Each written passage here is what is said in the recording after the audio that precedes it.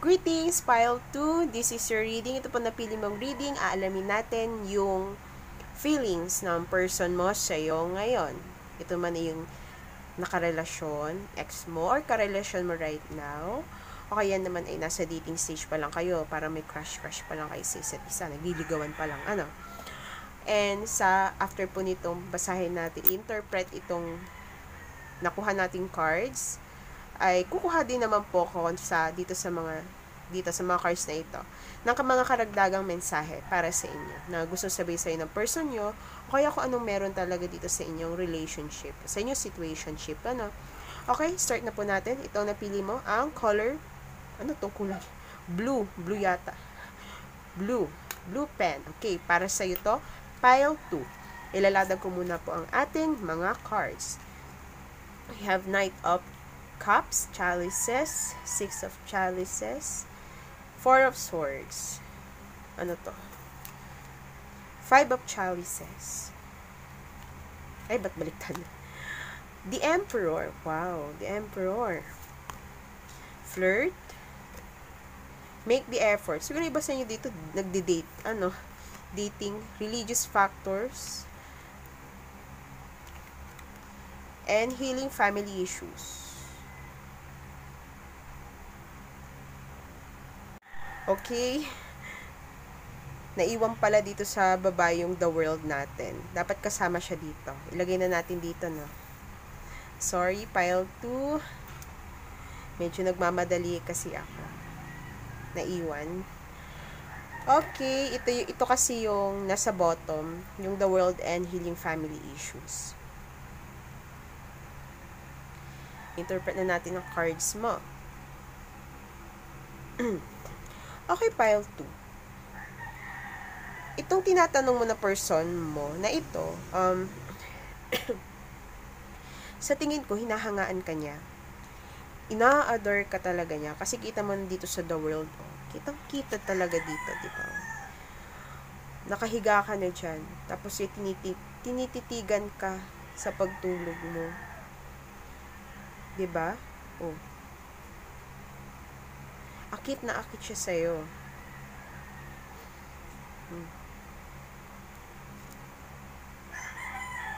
Ayan. As you can see here talaga dito, no? Sa the world na to. Sa card na to. Para halos sambahin ni guy si girl. Ikaw, halos sambahin ka niya. Feel ko ikaw pile 2 kasi dito yung girl dito. Kahit ano pa man yung sexuality mo. Sinasabi dito pile 2 na may magkaibang paniniwala daw kayo. Magkaibang paniniwala. Maybe galing kayo sa different countries. Yan. Magkaiba kayo ng lahi. May different background kayo. Merong magkaibang upbringing sa inyong dalawa ng person mo. Kung hindi ito foreigner pile 2, magkaiba yung beliefs ninyo. Siguro ganon. Siguro magkaiba rin religion ninyong dalawa. Iba sa inyo dito. Sample lang ha. Yung isang person, mas may magandang pamumuhay kumpara dun sa isa. Okay, take what resonates na lang kung sino sa inyong dalawa yung ganito ha.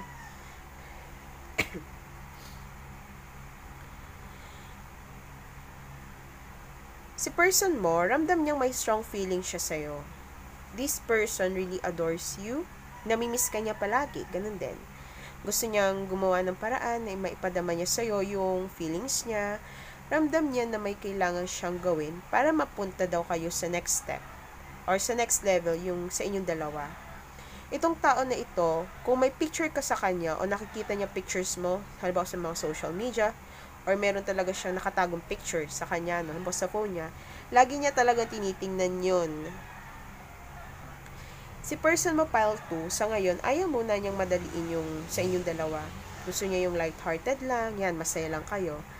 Ayaw niya yung makakaramdam na parang may heaviness between you. Ayaw niya ng pakaramdam na parang ang bigat-bigat ng emosyon sa inyong dalawa. Siguro ayaw niya ng stress. Ayaw niya nag-aaway. Ayaw niya yung may hindi kayo pagkakasunduan or hindi pagkakaunawan kasi siguro mabigat para sa kanya yon. Or ayaw niya ng yung iba dito parang flirt muna eh. Ayaw mo na mag-commit kaagad kung halimbawa nasa dating stage pa kayo. Pero may feeling siya sa'yo. Sa ngayon, si person mo, pile 2, may mga kailangan pa siyang ayusin eh. May mga issues pa sa past niya, o kaya dun, o pwede rin sa family niya na kailangan niyang tapusin. Yun, may mga nakatago. Problema si pile 2, ang iyong person, pile 2. Itong taong ito, nararamdaman niyang, magiging secure siya sa'yo. Nakikita niya yung strength mo. Tingin ko rin kinokontrol ni person mo ang feelings niya sa'yo ngayon. I'm not seeing them na controlling person sila, pile 2, kasi gusto talaga niya na parehas kayo ay nagkakaroon ng enjoyment at saka happiness pag magkasama kayo eh. I feel here na yung sariling feelings niya yung kinokontrol na niya.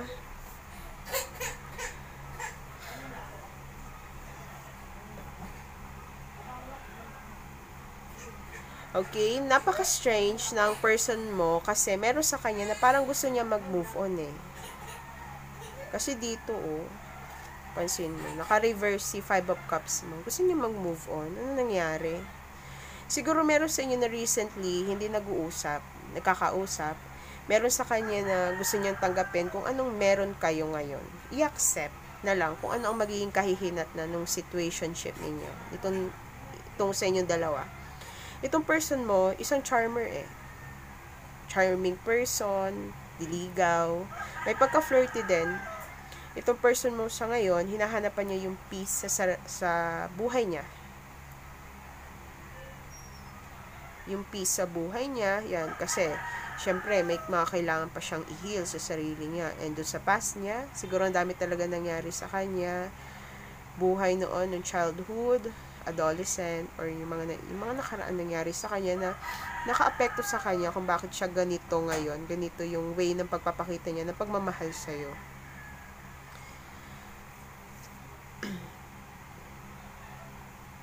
Sa tingin ko naman talaga, nagkaroon siya ng feeling sa'yo, pile 2. Itong person mo sa ngayon, hinahanapan niya nga yung peace niya. And also, siguro kung nag-end na yung cycle mo with this person, pile 2, baka nga, siguro ex mo ito, kasi the world eh. Ito pinakalas eh, ending na to, diba? Tapos sa chapter na to. Siguro nga, maaring ex mo to, nakadate mo lang, or sa ngayon, nakakadate mo lang siya. Iba sa inyo dito, take what resonates. Sa tingin ko talaga, base dito sa cards, may mga issues pa siya pile 2 eh. Pero amused siya sa'yo, nahangaan ka niya. May attraction naman dito, pile 2. May attraction siya sa'yo, pero pakiramdam ko dito, mas, maaaring yung, sa inyong dalawa, hindi pa nagaganap yung sa physical reality. Parang nasa isip pa lang niya eh. Maring itong person mo, nasa isip niya na dapat ganito ang gawin niya, pero hindi pa niya naki-carry out yung ganito, hindi pa niya nagagawa. Hindi pa siya nagkakaroon ng action sa bagay na ito. Parang yung pile 2, it's all in their head but no act. Ganon. Ikaw nang umalang pile 2 kasi ganito ka talaga yung napipick up ko dito eh. Parang nasa pag-move on siya, pero hindi kanya mabitiwan. Siguro nga maaaring hindi siya nakikipag-communicate sa'yo ngayon, o kaya naman ay nakakausap nga kayo recently, pero hindi na katulad ng dati. Okay, ito lang yun sa cards mo, pile 2. Ngayon kukuha po ako ng karagdagang cards for you. Kasi baka nabitin. Okay, alin dito? Okay, ito munang una natin. Karagdagang information about sa'yo or about this person. Titingnan natin kung anong makukuha natin. Pile 2.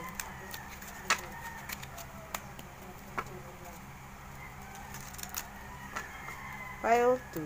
Pile 2. Okay.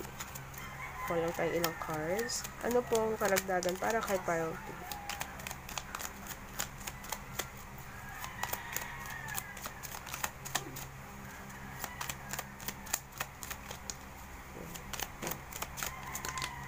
Okay.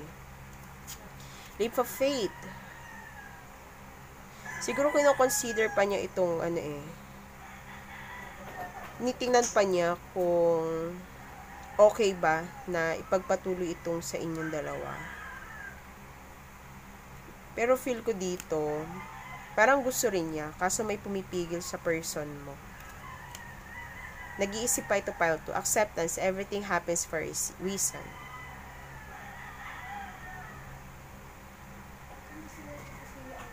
Siguro yung sabi ko nga, diba? Nasabi ko ba kanina na parang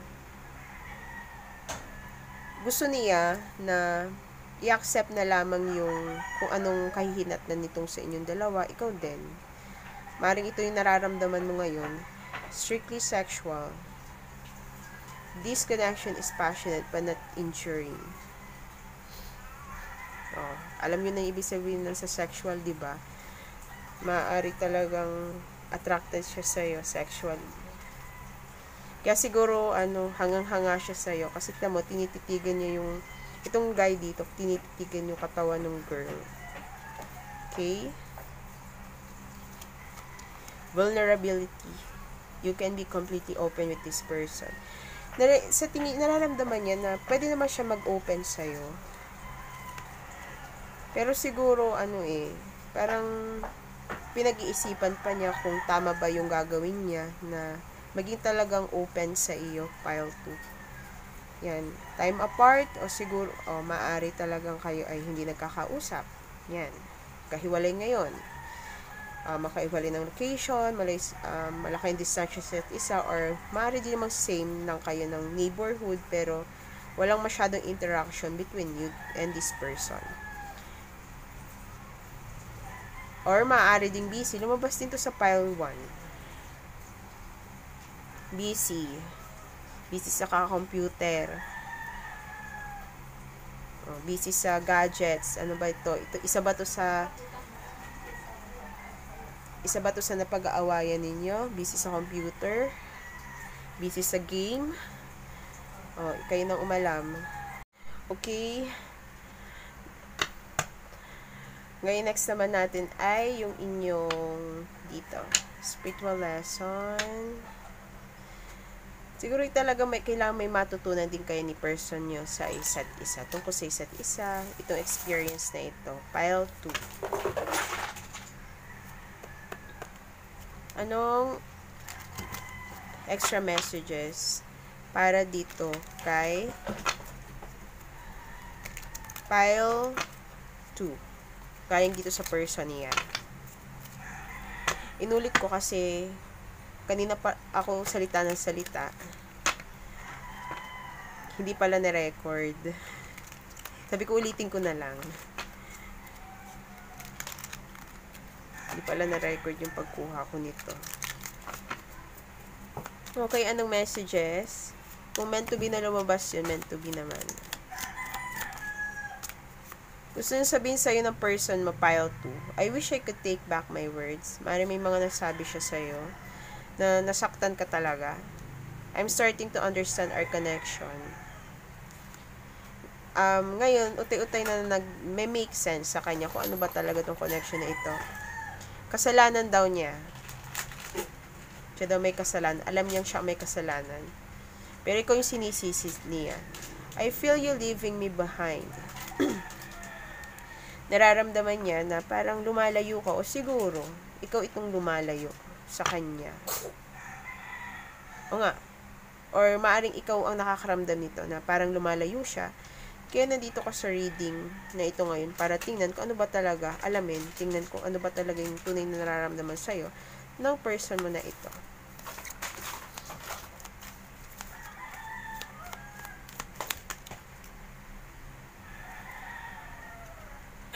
I'm not available. Di daw siya available. Okay. I lost myself for a little while. Hindi na niya nakilala yung sarili niya. Or maaaring siguro hindi niya naiintindihan yung sarili niya. Siguro nag-iisip talaga siya na kung magme-make siya ng move sa iyo. Pero parang iniisip talaga niya na i-accept na lang kung ano ba talang kahihinatan na situation nyo. And talagang sexually malakas yung attraction niya sa'yo sexually. Gustong-gusto ka niya. Lalo na ito, kayo nang umalam pile 2 kung ano bang meron sa connection nyo, kung anong ginawa ninyo. Gusto niya maging vulnerable sa'yo. Tingin niya, pwede siya mag-open up sa'yo. And also, yun nga, magkalayo kayo. Yan. Ano ba itong mga sinabi sa'yo ng person mo? Feel mo ba pile 2 na parang napaasa ka niya? Bottom of the deck, I wish I could share my good news with you. O siguro talagang maaring hindi na kayo gaano kakausap ni person mo, kaya parang hindi na niya makwento sa'yo kung ano bang nangyayari sa buhay niya. Gusto niya sabihin sa'yo kung ano ba talagang tunay na nararamdaman niya. Okay, extra messages for pile 2. Para sa pile 2. Sayang yung haba na nung sinabi ko kanina. Dimot ko na. Hindi na record. Inulit ko na lang. Kasi, syempre, baka hindi naman kayo maniwala na nakuha ko yun. Nakalatag na dyan. Mayain na. Baka lalabas din sa iba. Or next time, ano. Feel ko kaya nangyari yun. Kasi ayaw ni person mo na malaman mo yung ganong nararamdaman niya sa'yo. Kasi kanina lumabas talaga na, yan I hide my feelings. Tinatago niya talaga. Pile 2. Ayaw niya sabihin sa'yo na talagang attracted siya sa'yo sexually. Ang dami kasi kanina lumabas na nagpapatunay na naaakit talaga siya sa'yo. You inspire me. Sabi niya. Yung gusto niya sabihin sa'yo. Naging inspirasyon ka para sa kanya, para ayusin yung kanyang sarili.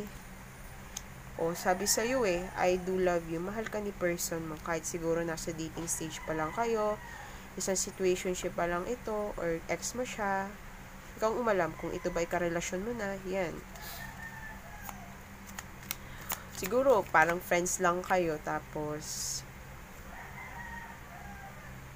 siya itong, hindi basta nagpapakipot. Tinatago lang niya, nahihiya siya. Ano ba ito? I daydream about a life with you. Kasi kasama ka sa mga pangarap niya, sa imagination niya. Gusto niya magkapamilya, kasama ka, pero marami pa siyang kailangang ayusin sa sarili niya. Hindi daw niya nalalaman kung anong gusto mo. O maaaring ito yung nararamdaman mo pile 2. Hindi mo alam kung ano ba talagang tunay na nararamdaman ng person na ito sa'yo. See, I want you so badly. Yan na. You didn't see my tears. Para lumabas din to kanina, bumalik. Itong dalawa. Lumabas siya. I want you so badly. Talagang gustong-gusto ka niya, pile 2. You didn't see my tears. Iniyakan ka niya. Nalungkot siya. Ikaw din. Ikaw nang umalam, maring ikaw ito. Iniyakan mo ang person na ito. Pero kung anong nangyari sa'yo, nasaktan ka. Nasaktan din si person mo. Nasaktan siya na nagkakalayo kayo. I wonder how you feel. Yan. Nag-iisip din si person mo kung ano ba talagang nararamdaman mo para sa kanya. Ano ba yung gusto mo dito sa connection ninyo? Kasi maaring hindi na talaga niya alam. I feel so happy with you. Masaya sa'yo si person mo. Extra messages for pile 2. Extra messages for pile 2. I trusted you. Sabi, maring ikaw ito, pinagkatiwalaan mo si person mo. Or yan din yung gusto sabihin niya sa'yo. Bumalik to. Kanina, lumabas din to, guys. Ibig sabihin, meant to be talaga. Na makuha sa reading ninyo. Yung sa hindi na record kanina. Nararamdaman niyo yung sexual tension sa'yo. Yung kita naman nasa na yun? Gustong-gusto ka niya. I want you so badly. Sexual tension, diba? Strictly sexual. Diyan na paulit-ulit. Kayo nang umalam kung ano bagang napag-usapan or anong gusto nitong person na ito sa'yo. Alam nyo na yun. Okay.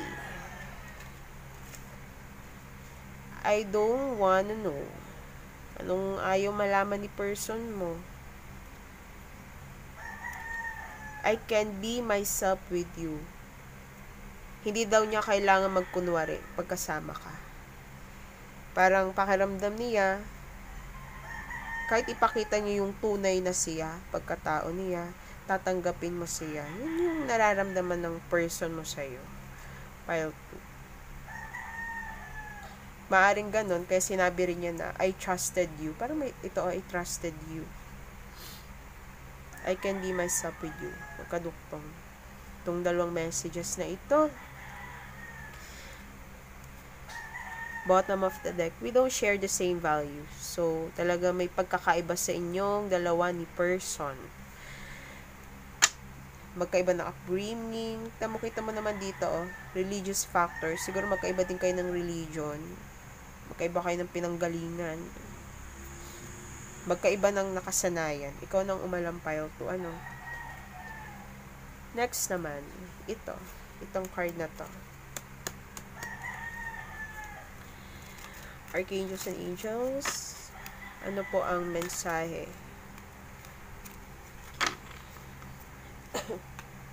Para kay pile 2 about sa nararamdaman ng person niya sa kanya.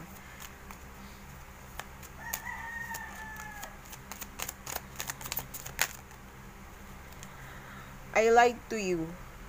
Siguro talaga maaring may itinago si person mo sa'yo. May hindi siya sinabi about sa sarili niya.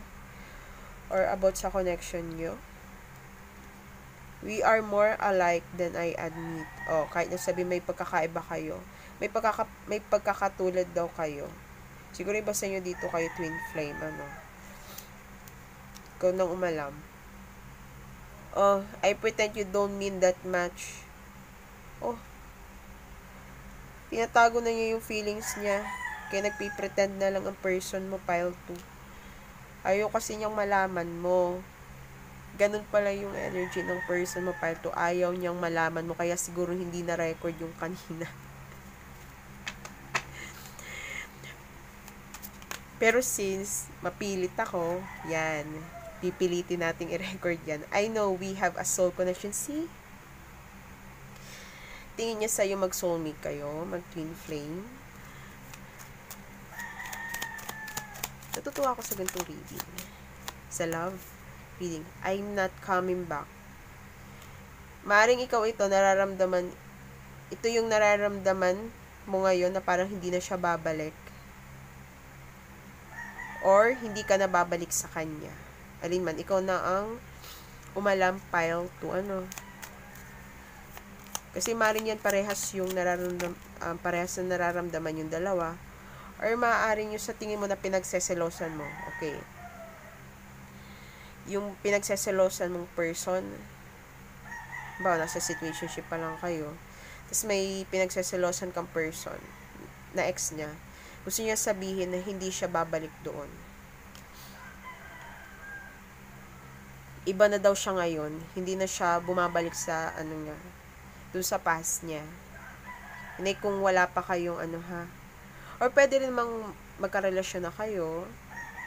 Pero feel ko kasi dito ay parang more on situationship yung nafe-feel ko dito. Pero take what resonates na lang Iba na daw siya sa nakaraan. Nagbago na siya dahil sa'yo.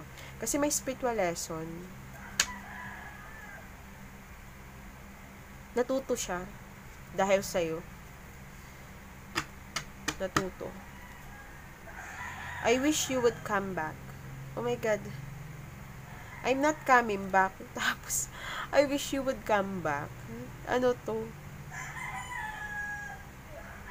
Siguro ikaw talaga ito, pile 2. Ayaw mo na bumalik kay person. Pero siya, nag-iintay pa rin. Wini-wish pa rin na bumalik ka. Sino man sa inyo nag-wish ng ganito? Pwede namang vice versa tong energy na ito, Okay. Ano pa ba? May kukunin pa ba ako? Okay, kuha tayo dito. Yun na yan. kuha tayo dito sa ating Zodiac Oracle para malaman natin po kung ano ang sign mo, sign ng person mo, and important number, tips.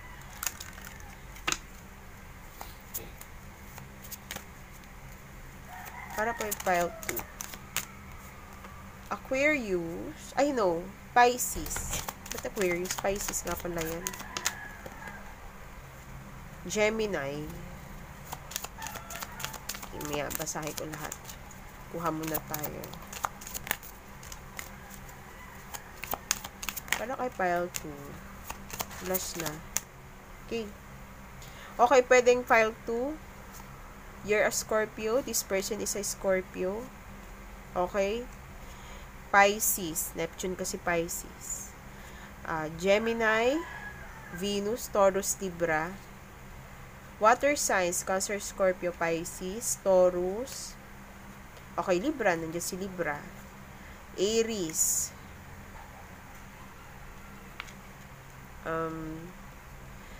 This is Sagittarius and Jupiter. And this one, Leo. Yan. Ano numbers? 21, 3, 16, 24, 8, 1, 18, 7, 2, and 5. Okay, kuha tayo dito. Ito yung hindi ko nakuha kay pile 1. Nalimutan ko eh. Sorry, pile 1. Ito na lang. Kay pile 2 at saka pile 3, kuha ako dito. Masyado kasing maraming cards dito eh. Punong-puno na yung table, di ba? I hope you like this reading, pile 2. Kung nagustuhan nyo po reading nyo na ito ngayon, at naliwanagan kayo, please like na rin po and also comment po down below sa ating video. Hindi pa po kayo subscribe na po kayo. Sa aming channel, Miss Kitty. Kung mapapansin nyo po, nag-iiba po yung reader. Kasi dalawa po kami nag-read dito, kami dalawa magkapatid. Ngayon po may work siya. So, ako po ngayon na magre-read. Yun lang po. Okay.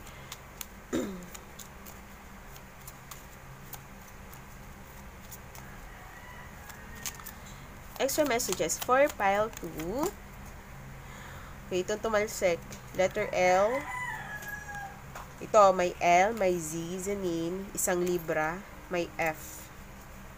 Kita nyo naman, di ba?